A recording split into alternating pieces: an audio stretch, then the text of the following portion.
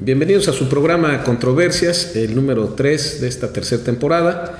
El día de hoy vamos a hablar de un tema por demás interesante y por demás controversial, que es el paquete propuesto sobre el presupuesto de egresos 2023 a nivel federal, y vamos a hacer un análisis puntual, desglosado, y para ello contamos con la muy grata visita del doctor Hilario Barcelata Chávez. Querido Hilario, bienvenido. Muchas gracias por la invitación, es un placer. Un especialista en materia y además un estupendo amigo. Muchas gracias por tu visita. Y como lo hacemos en los programas anteriores, vamos a compartir primero algunos datos sobre la experiencia y la trayectoria profesional de nuestro invitado el día de hoy. Hilario Barcelata Chávez es doctor en Finanzas Públicas con estudios de maestría en Desarrollo Regional por la Universidad Veracruzana y de Planificación Económica en la Escuela Central de Planificación y Estadística en Varsovia, Polonia. ¿Esto en qué año fue, mi querido? Esto fue en el 87, 88. ¿Te tocó el tema de solidaridad de Lech Walesa? Fíjate que justamente yo llegué en el momento en el que estaba el gran movimiento de Lech Walesa. Sí. Y digamos que estaba próximo a caer el muro de Berlín, el muro cae en el 89. Él fue Premio Nobel de la Paz. De la Paz, sí. Estaba encabezando ese gran movimiento y me tocó ver mítines. Parte de la historia mundial. Y un proceso muy interesante de cambio al interior de Polonia. De hecho, déjame presumirte que uno de mis profesores fue Leszek Balcerowicz, que fue, después de ser profesor en la universidad, pasó a ser el ministro de Economía y luego primer ministro, el que llevó a cabo toda la reforma económica del socialismo en Polonia. Ese es un tipo muy importante en la historia de Polonia. Y te trajiste el aprendizaje y el conocimiento. Así ibas a sus clases. Sí, por supuesto. Bien. Es licenciado en Economía, profesor investigador de la Facultad de Economía de la Universidad Veracruzana, donde además es fundador y coordinador del Observatorio de las Finanzas Públicas y Desarrollo Regional de la Universidad Veracruzana. Cuenta con el reconocimiento de investigador nacional otorgado por el Consejo Nacional de Ciencia y Tecnología, el CONACYT. Ahora, hace algún programa anterior, hace algunos meses, bromeaba con tu colega y amigo Rafa Vela, nuestro amigo Rafa Vela, y le decía que ahora es el CONACYT, no sé cómo, ya modificaron el nombre. Ya lo modificaron por ahí un poco. Miembro del Sistema Nacional de Investigadores de esa institución, editorialista y articulista de análisis económico en diversos medios de comunicación, Premio Nacional de Periodismo en 2 ocasiones, Premio Estatal de Periodismo en 3 ocasiones, y dentro de la administración pública se ha desempeñado, entre otros, como director del Instituto de Pensiones del Estado. Al final, si te parece, me gustaría tocar el punto de pensiones a nivel nacional. A nivel nacional. Asesor económico de la Secretaría de Desarrollo Económico y del órgano de fiscalización superior y coordinador del doctorado en Finanzas Públicas de la Universidad Veracruzana. Autor y coautor de múltiples artículos y más de 20 libros sobre la economía y las finanzas públicas en el ámbito nacional, estatal y municipal. Muchísimas gracias por tu visita, Hilario. Gracias por la presentación. Vamos a entrar en materia con un tema por demás polémico. En estos días muchos analistas, muchos especialistas en materia han abordado desde distintos puntos de vista la propuesta que hizo el Ejecutivo Federal del presupuesto de egresos. Y la intención, doctor, es que compartas con nuestro auditorio tu opinión sobre la distribución que es asimétrica en esta propuesta, en donde una gran cantidad de dinero, como nunca antes, se va a las obras emblemáticas de la actual administración del presidente, y que eso de alguna forma deja descobijados, por decirlo coloquialmente, algunos otros sectores importantísimos, y los vamos a ir desarrollando, si te parece, también punto por punto, de los rubros más importantes. Eso por un lado, y por otro también la cantidad de recursos que se destina a los programas asistenciales con un carácter, pues no podemos esconderlo, ni se puede ocultar, netamente electoral. y electorero que van a servir de alguna forma para tratar de conservar pues una buena cantidad de simpatizantes y posibles votantes para que continúe el actual gobierno y a través de su coalición. En fin, ese es el parteaguas, y a mí me gustaría, si te parece, de entrada que nos comentes en lo general y después podamos ir analizando algunos de los puntos más importantes sobre los distintos rubros. Claro. Bueno, déjame empezar con un planteamiento general de cuántos recursos se van a manejar el próximo año. Se propone que se manejen el próximo año. El presupuesto de egresos propuesto es de 9 billones de pesos. Va a ser, en términos reales, 4.2% superior al que se aprobó para 2023. Eso es un incremento importante. Sí. Lo interesante aquí es cómo se propone que se financie esos recursos. Y aquí lo primero que ha saltado a la vista y que ha sido el comentario generalizado es la amplitud del déficit fiscal que se está proponiendo. El gobierno pretende recaudar 7.3 billones como ingresos regulares, es decir, ingresos ordinarios. El restante 1.7 para llegar a los 9 billones es financiamiento, es deuda. O sea, es deuda. Un déficit que representa 5.3% del Producto Interno Bruto, el déficit público más alto de los últimos años. De hecho, es el doble del déficit que se aprobó para este año. Entonces, y evidentemente esto representa un endeudamiento también de esa misma magnitud, el doble de lo que se aprobó para este año. Entonces, ahí observamos una primera cuestión de la toma de deuda tan importante. No que los otros años no se haya venido endeudando. En promedio, el gobierno en los últimos años se vino endeudando entre 700,000 y 900,000 millones de pesos anualmente. Llama la atención ahora porque se está duplicando la cifra de la deuda. 1.7 billones sería la deuda. 1.7 billones. Sin contar, por supuesto, que en algún momento determinado hay también una propuesta de endeudamiento de deuda pública, porque el presupuesto aprueba ese monto más le da otra posibilidad de contratar deuda extranjera.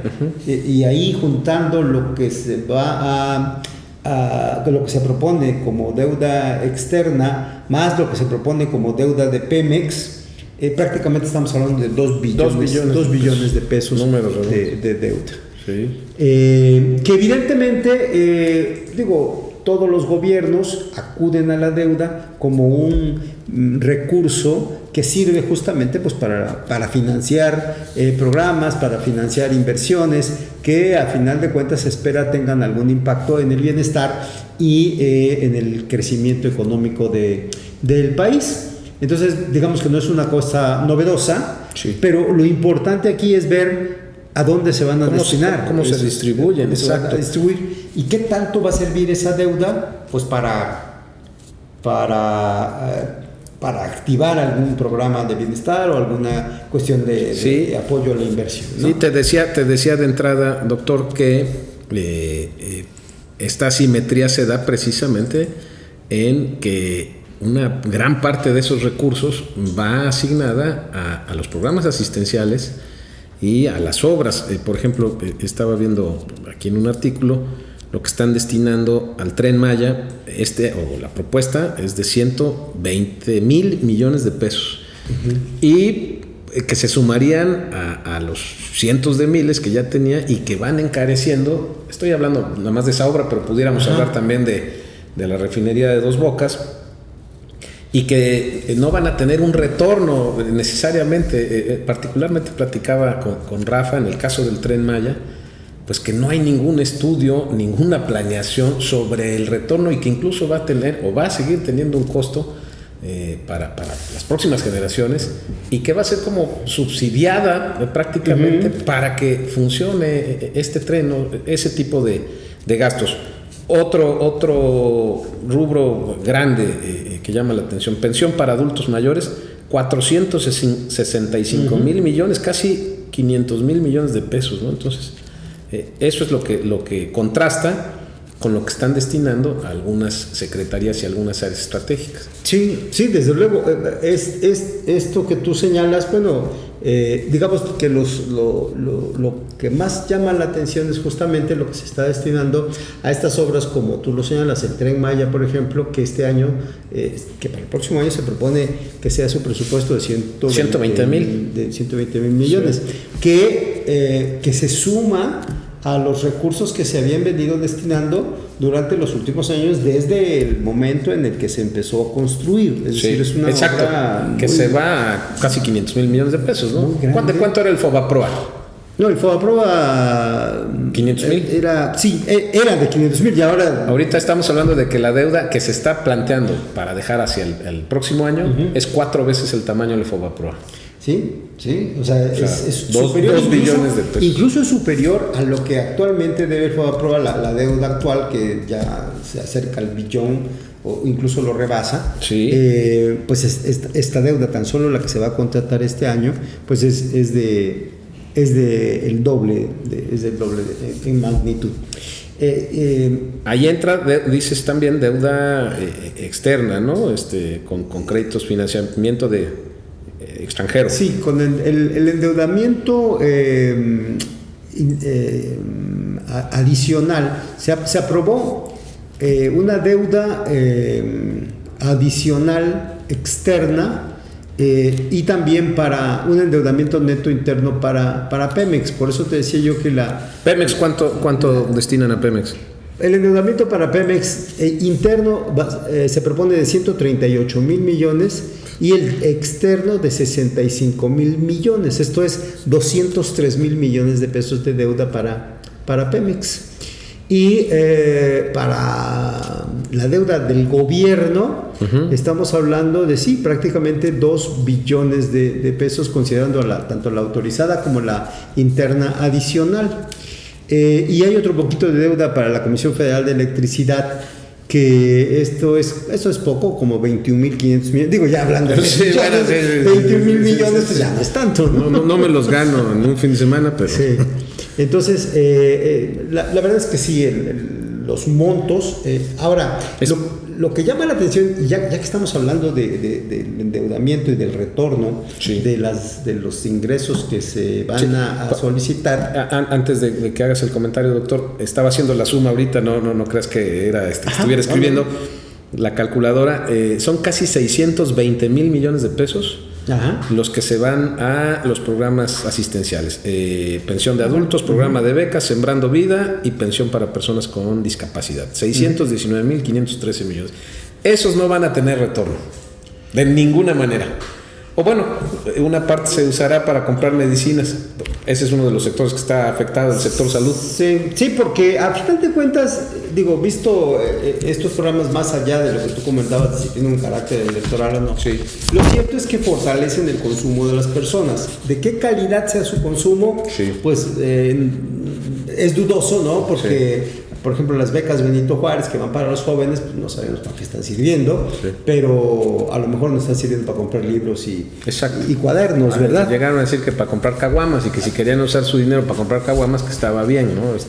Como sea, está fortaleciendo el consumo y esperaríamos en última instancia que estuviera mejorando el bienestar de las familias que lo reciben. Bueno, y que mejorara el consumo local, porque muchos de esos recursos, lo platicábamos con Rafa, decía también, se van a las tiendas transnacionales, por ejemplo, no se quedan en lo local. Sí, por supuesto, también eso, que quién va a ser el beneficiario de ese consumo. Pero visto ya en términos de cuál puede ser el impacto económico que pueda tener esto, bueno, ahí sí no podríamos necesariamente advertir como esto como un instrumento de impulso al crecimiento económico. Con todo y que pueda servir para el incremento del consumo, es un gasto muy disperso, como para considerar que pueda tener un impacto importante en términos de crecimiento económico. Sí, yo marqué, doctor, y me gustaría mucho que nos ayudaras con el análisis de estos puntos, 5 puntos que me parecen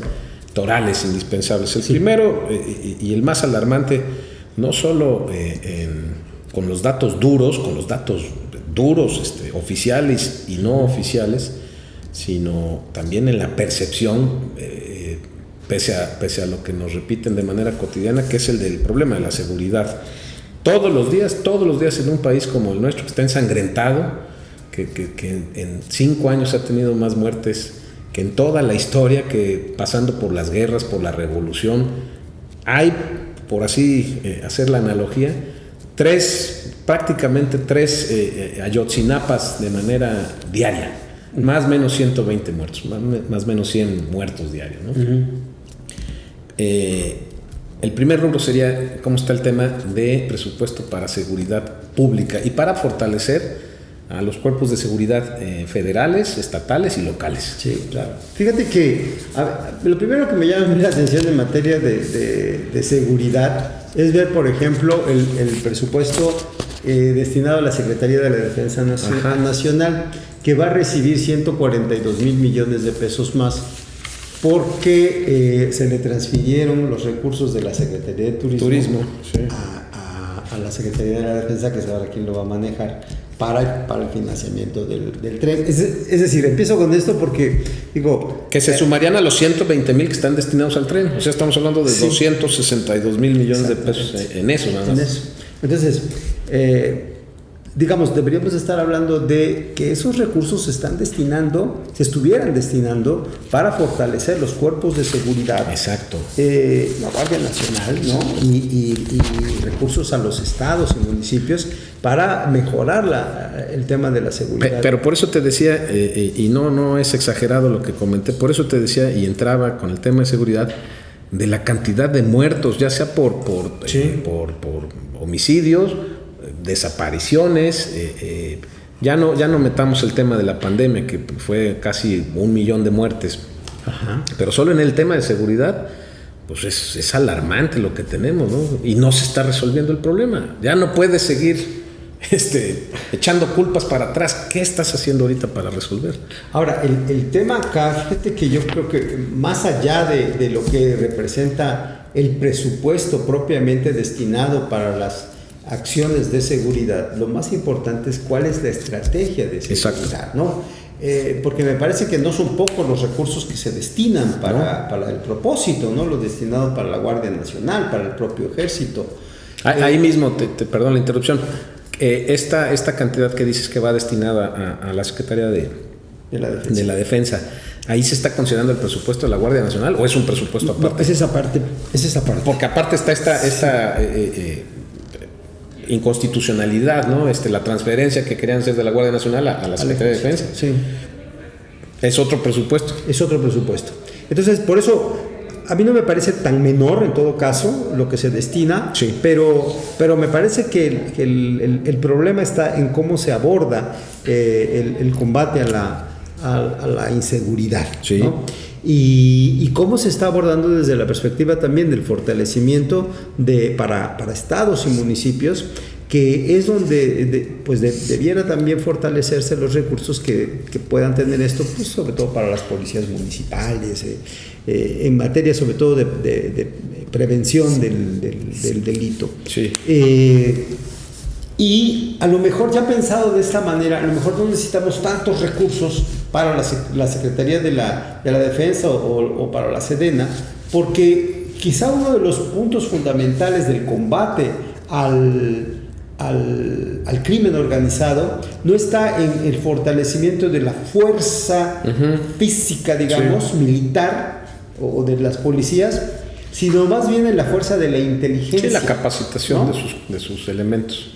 Y más allá, la preparación. Y más allá, una estrategia que pueda cortar los flujos de recursos económicos de los grandes grupos. Claro. Esa es la manera en la que en el mundo se combate el crimen organizado. Hay que accionarlo. Mira, decía, y salimos para entrar al siguiente tema. Decía hace unos días el presidente minimizaba las muestras estas de la caravana que hubo en Chiapas, ¿no? Cuando estaba diciendo eso, pues es algo escandaloso. Hay estados donde el crimen organizado ya rebasó la potestad que tiene el Estado en materia de seguridad. Chiapas, Jalisco, Michoacán, Guerrero, por mencionar algunos, ¿no? Sí. Esto no puede seguir así. La verdad es que es preocupante después de ver esto, digo, y ya lo sabíamos, pero esto fue una evidencia muy grande de cómo el crimen organizado controla territorialmente grandes porciones del territorio nacional. Y bueno, lo que hay que pensar es que si eso sigue la misma dinámica, vamos a tener un problema muy serio en muy poco tiempo. Ya lo tenemos. Pues ya lo tenemos, ¿no? Hay antecedentes internacionales, por ejemplo, en Italia, donde hubo un problema similar. Tuvieron que entrar con todo cuando la mafia, porque ya era un poder fáctico el que controlaba al Estado, ¿no? Entonces, bueno, en fin. Pero fíjate que ahora que tú mencionas Italia y la mafia, la manera en que lograron erradicarla, enfrentarla fue justamente a través de inteligencia financiera para cortarle. Entraron a su organización. Exacto. Entonces, si dejas sin dinero al crimen organizado, a las organizaciones criminales, les cortas la principal fortaleza que tienen y los debilitas sustancialmente. Sí. Está bien aplicado ahí, pero debe de eficientarse el tema, ¿no? No es una cantidad desbordada, pero debe de ir para lo que está destinada. El segundo punto, el apoyo al campo, fortalecer el apoyo al campo. Perdón que traiga a colación tanto a nuestro amigo Rafa, pero es que hemos tratado ese tema en dos ocasiones. Es un especialista. Seguridad alimentaria y los índices de pobreza que se dieron a conocer hace poco el Coneval, y una de las peores dependencias que hay es la dependencia alimentaria. Quitaron recursos para el campo. ¿Cómo andamos en el tema de campo? Fíjate que ahí también debiera de haber un mayor fortalecimiento, o sea, el crecimiento que estamos viendo en otras secretarías deberíamos de estarlo viendo también en el campo. Por supuesto. Porque efectivamente el tema de la dependencia alimentaria es muy, muy grave. El factor de dependencia, pero sobre todo, digo, independientemente de que digamos, bueno, tenemos que comprar en el extranjero, lo cierto es que tenemos que fortalecer la economía rural, la economía campesina. Así es. Porque si no, justamente tenemos este reflejo en un mayor empobrecimiento de la población. Y ahí me parece también que no solo está fallando el tema de los recursos que se debieran destinar a esto, sino también la estrategia con la que se está abordando el tema. Por ejemplo, tenemos este programa de Sembrando Vida, ¿no? Que es un tema básicamente para... Sembrando Vida tiene números cerrados, 40,000 millones de pesos. 40,000 millones de pesos, 38,929 millones de pesos.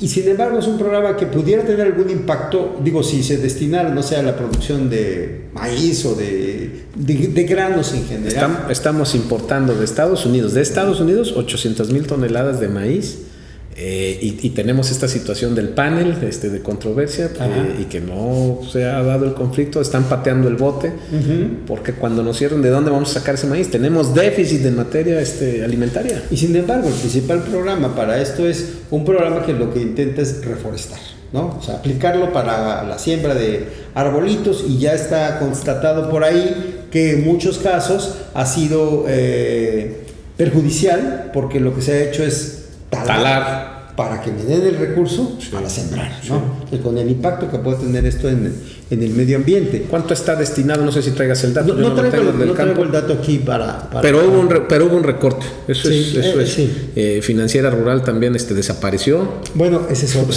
¿no? La estrategia de financiamiento para el campo también la eliminas, y entonces dejas sin apoyo a los campesinos, a los productores en general, que necesitan recursos adelantados pues para claro.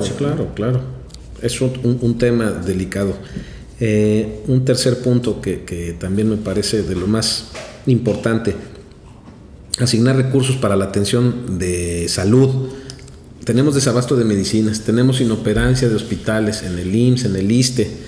Y nos vamos con paliativos post-mortem, o en el mejor de los casos, y si no, nada. ¿Cómo andamos en materia de salud? Aquí el detalle del presupuesto es que la Secretaría de Salud va a tener un recorte de 55.8% en su presupuesto. Digamos, es un corte brutal. Pues la mitad. La mitad. Del presupuesto del 23 le toman el 50%. Ahora, el argumento es que esos recursos se van a utilizar para constituir el programa de IMSS Bienestar, la redirección, que viene a sustituir al INSABI, que vino a sustituir al Seguro Popular. Tenemos, según los datos del Coneval, doctor, 50 millones de mexicanos, casi la mitad de la población, que no tiene asistencia en servicios de salud. Así es. O sea, es y bueno, el 49%. La intención del Seguro Popular fue justamente eso, crear una institución que permitiera otorgar servicios médicos a esa población que no es derechohabiente del IMSS, ISSSTE o de alguna otra institución. Sí. Y bueno, independientemente de que pudiéramos estar de acuerdo o no con la desaparición del Seguro Popular, lo cierto es que había que crear una institución que siguiera prestando el mismo servicio. El INSABI se creó para ese propósito, no funcionó, se cerró y ahora pretenden hacerlo con el IMSS Bienestar. Con él. Oye, el ISSSTE se queda sin dinero también. Bueno, también hay ahí un manejo que puede atentar contra la viabilidad del ISSSTE. Pues déjame terminar con esta idea del IMSS, porque crear IMSS Bienestar significa destinar recursos del IMSS para atención de población no derechohabiente. Sí. Está bien que se deba crear una instancia para proveer de estos servicios, pero no debe de ser a costa de los beneficiarios del IMSS. Claro. ¿no? Que ya de por sí el IMSS está en déficit. Estaríamos subsidiando ese servicio. Los derechos, o sea, sí. los que estamos cotizando. Y saturando a las clínicas, a los hospitales, a los consultorios, con más personas demandando el servicio médico. Pero, y aquí hay un detalle interesante, son 219,000 millones de pesos lo que recibía en 2023 en la Secretaría de Salud, ahora va a recibir 97 mil millones. Menos de la mitad. Sí. Ahora, se le está quitando entonces la mitad. Más de la mitad. Y ese recurso va a ir al IMSS Bienestar. El IMSS Bienestar va a recibir 129,000 millones de pesos. En principio suena razonable si consideramos que Secretaría de Salud es la encargada de proveer estos servicios para la población abierta, como se dice, no la población no derechohabiente. Pero yo creo que son pocos recursos para financiar los servicios médicos para un universo de personas tan amplio y no se refleja, ¿no? Finalmente la cifra es inocultable, 50 millones de mexicanos que no tienen acceso a servicios de salud. Y el tema aquí es que el objetivo, la búsqueda era crear un sistema universal de servicios médicos y bueno, pues nos vamos a quedar lejos de ese propósito, sin hacer los comparativos. Sí. Otro importantísimo, un cuarto punto, recursos y atención a educación. Y no nos vamos a referir al tema de los contenidos, de la catequesis ideologizante de los libros de texto gratuitos, sí, no. Bueno, me refiero al abandono en el que se encuentran miles y miles de escuelas en todo el país, primarias, secundarias, nivel básico, y el desprecio que ha tenido también en el tema de ciencia y tecnología, en investigación. Tú eres investigador, pero conocen ustedes de cerca. Platicamos hace algunos programas también con un investigador del CIDE, pues cómo se ha venido recortando todo en materia, ¿no? Entonces ese es otro tema alarmante que nos pone en desventaja frente a otros países y hace un rezago terrible en materia de educación. ¿Cómo andamos en materia de educación? Fíjate que ahí el principal instrumento de financiamiento para la educación es a través del ramo 33, de las aportaciones federales que se hace para el FONE principalmente. Sí. Realmente no vamos a tener un incremento muy importante en ese sentido. Y hay que recordar que el FONE es un fondo que sirve casi en su totalidad para el financiamiento de la nómina de los maestros. El grueso de los recursos va para el pago de nómina, de empleados. Entonces, bueno, el hecho de mantener la planta laboral, digamos, que se siga financiando, está bien. Digamos que el presupuesto no debiera de subir, a lo mejor, aunque sería deseable, pero si no sube para el financiamiento de la nómina, sí debería de incrementarse sustancialmente para crear toda la infraestructura educativa que hace falta, ¿no? La que hace falta, y mantener la que ya está y que está descuidada, desatendida. Lo mismo pasa en infraestructura carretera, por ejemplo. Los estados ya no van a recibir este año, o para el próximo año, en la propuesta, 20 y tantos estados creo que salen, y no hay recursos para mantenimiento de infraestructura carretera, ¿no? Exacto. Entonces, y menciono esto de la infraestructura porque el rezago educativo tiene que ver con la disponibilidad de infraestructura educativa, más allá de que tengas o no una escuela, una escuela abajo de un arbolito, o una escuela sin internet, o una escuela, no sé, como la quieras, incompleta, con un solo salón, pero está. El problema es que en esas condiciones no se puede generar adecuadamente el conocimiento, una educación que se requiere, ¿no? Más allá de que hay lejanía en las localidades y las escuelas, y evidentemente muchos niños, muchos jóvenes se quedan sin educación porque no existe la infraestructura. La infraestructura física, no existe la infraestructura tecnológica, no hay conectividad, en fin, son muchos factores ahí, y seguimos, creo que, destinando menos del porcentaje sugerido a nivel internacional del Producto Interno Bruto. Pues siguen siendo porcentajes por debajo de lo que se recomienda, ¿no? No sé cuánto. 7%. ¿Y cuánto damos aquí? Estamos todavía 3, bajo. 2, no tan bajo. Porque si sumamos el presupuesto del gobierno federal más el presupuesto que destinan los estados a la educación, debe estar esto por ahí del 6.5 tal vez, si no es que un poquito menos, pero no estamos en lo que se propone, y tampoco se está en el 1% del Producto Interno Bruto que se le debe destinar a la investigación, que esa es otra cuestión que es importante.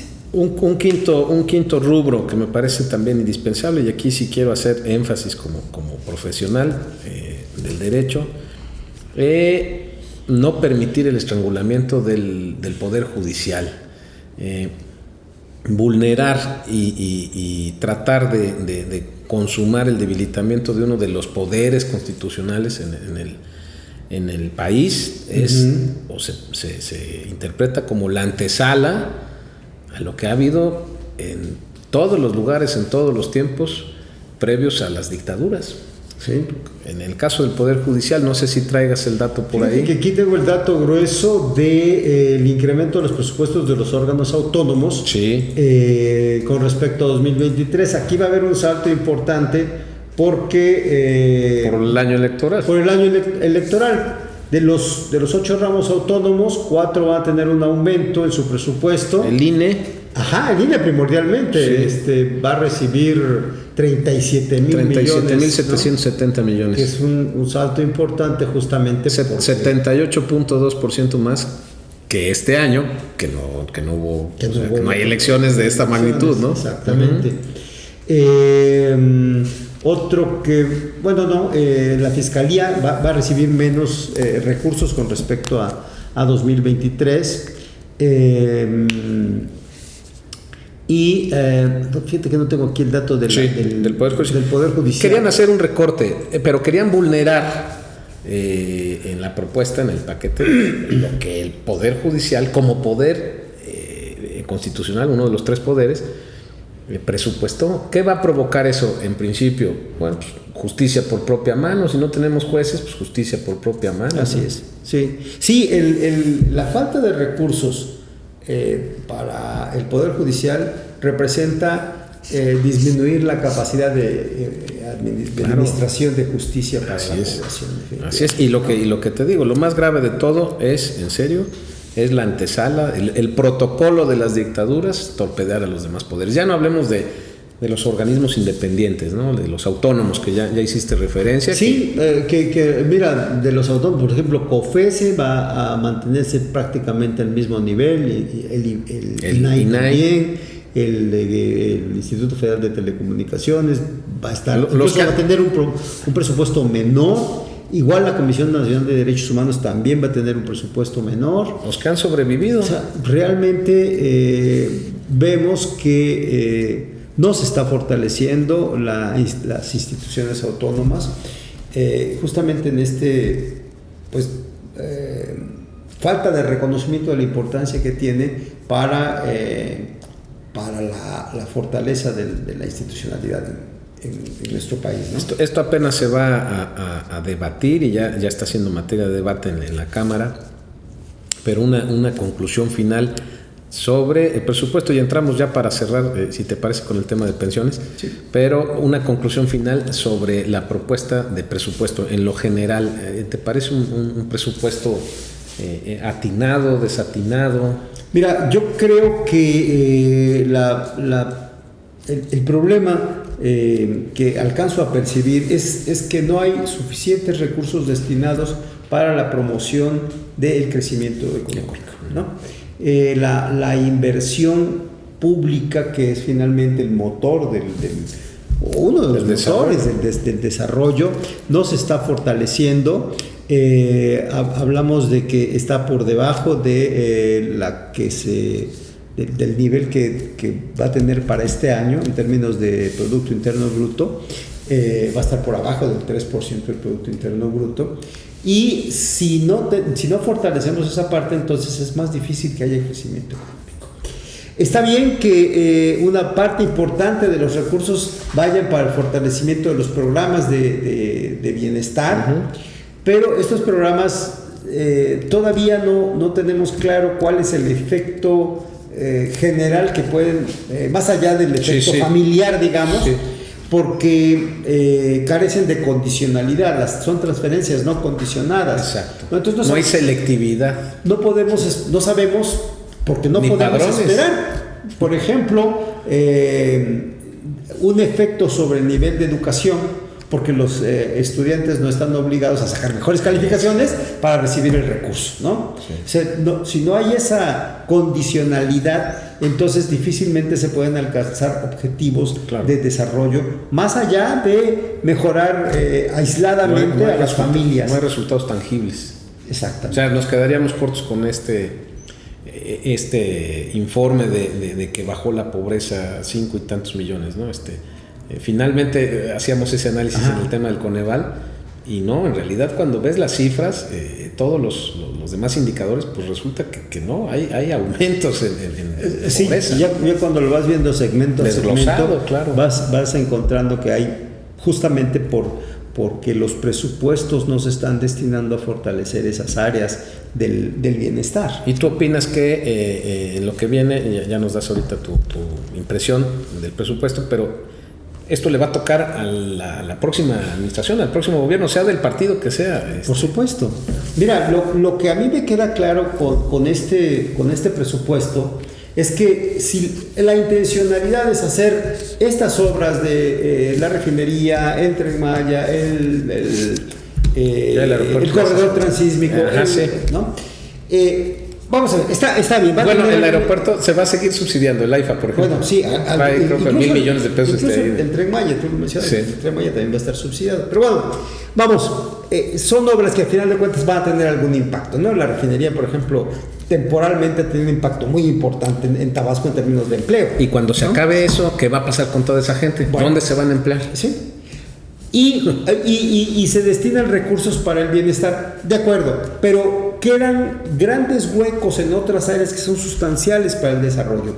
Y ahí la cuestión es, bueno, ¿qué nos falta entonces? Pues nos falta dinero para incrementar el gasto, nos faltan ingresos para hacer un gasto mayor. Urge la reforma fiscal. Para mí, urge una reforma fiscal. Ahora, cuando uno dice, híjole, pero es que nos van a cobrar más impuestos. Bueno, a ver, las corrientes teóricas en la actualidad, a nivel internacional, señalan que hay que tener una inclinación hacia la fiscalidad a la población de mayores recursos, claro, al 1%, a los multimillonarios, ¿no?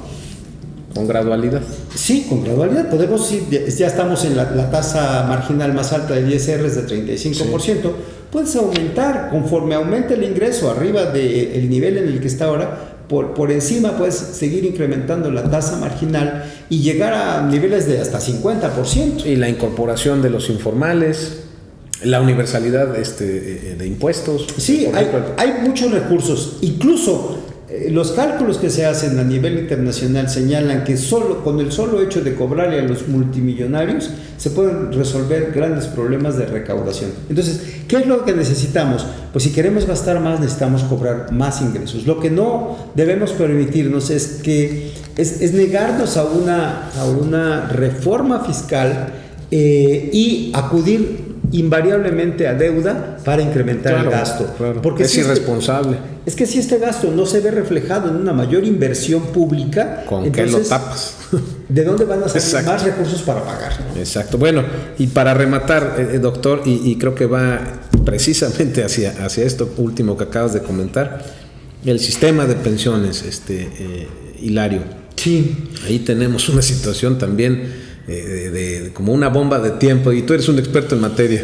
Fíjate que ese punto a mí particularmente me preocupa, porque a nivel nacional se ha ido comprometiendo cada vez más el presupuesto del gobierno federal para el pago de las pensiones. El sistema de pensiones hoy está en crisis, está en quiebra. Las pensiones que otorga el IMSS, las pensiones que otorga el ISSSTE, las pensiones que otorga la Comisión Federal de Electricidad, Pemex, y las pensiones de Pemex. Al tener un gran déficit de estas instituciones, han tenido que recurrir necesariamente al financiamiento del gobierno federal, que año con año está destinando una cantidad cada vez mayor para el financiamiento de estas pensiones. Va a colapsar eso. Definitivamente, el gran problema es que conforme crece la cantidad que hay que destinar al financiamiento de las pensiones, entonces tienes que disminuir la cantidad de recursos que le destinas a otros programas. Sí. Y la población envejece, ahí es donde crece. ¿Cómo está la pirámide? Sí, claro. Cada vez crece más el número de pensionados, de jubilados, y evidentemente cada vez tienes que destinar más recursos para este propósito. El problema es que se vuelve un financiamiento, un gasto regresivo, porque tú destinas cada vez más del presupuesto para atender a una población que es pequeña, en comparación con el beneficio que podría tener una gran parte de la población cuando destinas ese recurso por la vía, por ejemplo, de las obras públicas. ¿Hay alguna alternativa, algún planteamiento ahí? Decías, estamos con esta situación crítica. Sí. Que yo tengo entendido que no es algo privativo de nuestro país. Hay problemas con los sistemas de pensiones en otros países, ¿no? También. En general, ¿cómo se sale de ese? Mira, en general los sistemas de pensiones como fueron diseñados desde los 30, 40 Francia, para acá, son sistemas de reparto, son sistemas de solidaridad intergeneracional, en donde el trabajador activo aporta para crear un fondo que sirve para financiar a los jubilados, ¿no? Esperando que cuando se jubile ese trabajador activo, venga otro y un círculo virtuoso. Pues sí, el problema es que cada vez hay menos trabajadores y hay cada vez más jubilados. Sí. Entonces necesariamente es un sistema que está destinado a colapsar en algún momento, como ya lo están estos sistemas de los que hablaba, pero también todos los sistemas de pensiones en los estados. La salida tiene que ver con un financiamiento. Hay dos salidas, digamos. Una, que el gobierno destine cada vez más recursos del presupuesto para financiar. Que son finitos y que ya no va a haber. Y que tiene efectos perniciosos. El financiamiento a través de cuentas individuales. Las famosas afores aquí, ¿no? Exactamente, para constituir ahorros individuales que permitan liberar la carga al Estado, sí, al gobierno. De ese déficit, ¿no? Sí. Mientras llegamos a un acuerdo, sí debiera de ser el gobierno el que tuviera que financiar en su totalidad las pensiones, como hace Pemex. En Pemex... como empresa. Como empresa, Pemex financia en su totalidad las pensiones. Ahí no hay contribución de los trabajadores. Sí, podemos decidir como sociedad un sistema de esa naturaleza para todos, pero entonces tenemos que tener en cuenta que tenemos que cobrar más impuestos para financiar un sistema de esa naturaleza. De algún lado hay que sacar los recursos. Definitivamente. Y lo más irresponsable es que se conviertan o que esos recursos provengan de deuda pública. Eso sí es, vaya, darse no un tiro en el pie, sino uno en cada pie. Tu pronóstico para el presupuesto va como sostienen los legisladores del partido oficial, sin moverle una sola coma, o van a pasar por el tamiz y la revisión no solo de la oposición, sino incluso dentro de los propios legisladores de Morena. En este caso estoy pensando en los simpatizantes, por ejemplo, de Marcelo Ebrard, que es un grupo considerable y que con ese grupo ya no tiene mayoría, la mayoría simple. Morena, y por tanto pues se tienen que hacer algunos ajustes, algunas revisiones. ¿Cuál es tu pronóstico ya para cerrar nuestro programa? Yo la verdad creo que a pesar de esto que tú mencionas, la fuerza política que tiene Morena dentro de la Cámara de Diputados le va a permitir aprobar el presupuesto tal como lo ha enviado el Ejecutivo. Ojalá pudiera hacerse un análisis profundo y cambios, pero me parece sobre todo en estos rubros que dijimos, ¿no? Sí, o sea, pero me parece que dada la orientación que tiene, pensando en el momento político que se va a vivir el próximo año, difícilmente se va a poder consensuar una modificación sustancial, ¿no? Sí, para mí es que esto ya es casi que pues se va a aprobar. Esperemos que el próximo gobierno tenga la capacidad y la inteligencia para revertir una situación negativa en materia económica, ¿no? Sí, es un paquete muy difícil, muy grande. La verdad es que como le van a entregar así como una bomba de tiempo al que venga, a la que venga. Lo que dijiste, lo que no se vino, bueno, se fue generando deuda, pero lo que no se hizo en este periodo lo dejan para el final, y a ver si no tenemos otro error de diciembre del 94, ¿no? Pues ojalá no ocurra una cuestión de ¿Cuántos nos fuimos en su momento? Y yo me incluyo ahí porque también solicité un crédito en aquel entonces, con problemas de patrimonio terribles, ¿no? Claro, sí. Nos levantamos, pero la cosa no cae otra vez. Sí, afortunadamente no hay por el momento inestabilidad financiera, no hay un problema de debilidad del tipo de cambio, en fin, creo que por ese lado no deberíamos de esperar un momento de inquietud para el próximo año, ¿no?